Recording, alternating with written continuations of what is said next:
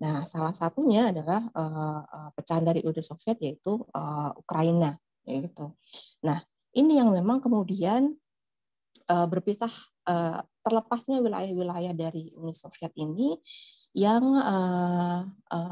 menjadi apa ya, dibilang akar permasalahan bahwa Rusia itu ingin mengembalikan kejayaannya kembali, gitu kan, dengan merebut beberapa wilayah yang dulunya di dalam Uni Soviet, gitu. Nah, tadi juga Mas Gilang menyinggung gitu, apakah ada keterkaitan NATO kayak gitu. Nah, mungkin banyak pihak yang mungkin tidak tahu ya bahwa ketika Uni Soviet ini runtuh, ketika kemudian Pakta Warsawa itu kolaps juga, Gorbachev sempat ngobrol dengan petinggi NATO yang intinya bahwa ada pembicaraan bahwa ada janji lah dari NATO bahwa NATO itu tidak akan memperluas wilayahnya ke timur, gitu. Jadi Gorbachev itu semacam diberi janji, tapi memang tidak secara tertulis. Jadi intinya NATO tidak akan memperluas wilayahnya ke timur, seperti itu. Tapi memang pada kenyataannya negara-negara lepasan dari Uni Soviet itu sekarang ini banyak yang bergabung ke NATO, kayak gitu.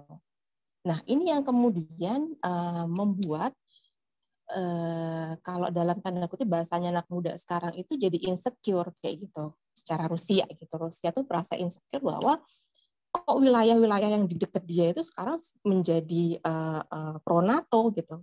Padahal kalau kita lihat flashback ke sejarah sendiri gitu kan, NATO dan Pakta Warsawa dulu kan memang bersaing dan sekarang juga feel itu masih ada kayak gitu. Nah, ketika wilayah-wilayah lepasan Uni Soviet itu banyak yang bergabung ke NATO, nah si Ukraina ini juga pengen bergabung ke NATO. Nah, kenapa ini kemudian menjadi apa ya istilahnya Rusia ini jadi kayak kebakaran jenggot karena memang Ukraina itu dianggap sebagai buffer zone-nya dari Rusia gitu loh. Jadi buffer zone itu seperti ya pertahanan terakhir lah gitu. Jadi kalau kita lihat map-nya itu kan ada di depan ya. Jadi ada Rusia, ada Ukraina, dan setelah Ukraina itu kan ada negara-negara anggota NATO gitu. Jadi Anda bisa membayangkan kalau Ukraina itu fix masuk ke NATO, berarti tidak ada batas lagi nih antara NATO dan Rusia. Yaitu yang kemudian kalau secara hubungan internasional jadi Rusia merasa ada dilema keamanan di situ ya, kan jadi nggak nyaman di situ kan karena kemudian ada dalam tanda kutip ada musuhnya di depan matanya yang biasanya ada wilayah yang antara NATO dan Rusia. Sekarang kalau memang nanti endingnya Ukraina masuk ke NATO, batas itu udah nggak ada.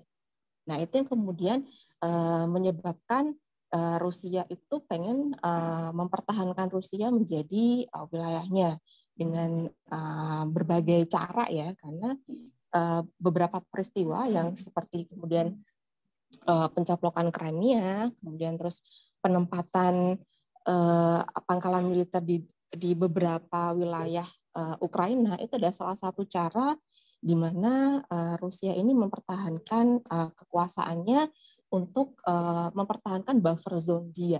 Gitu. Terima kasih sudah nonton. Jangan lupa like, subscribe, dan share ya.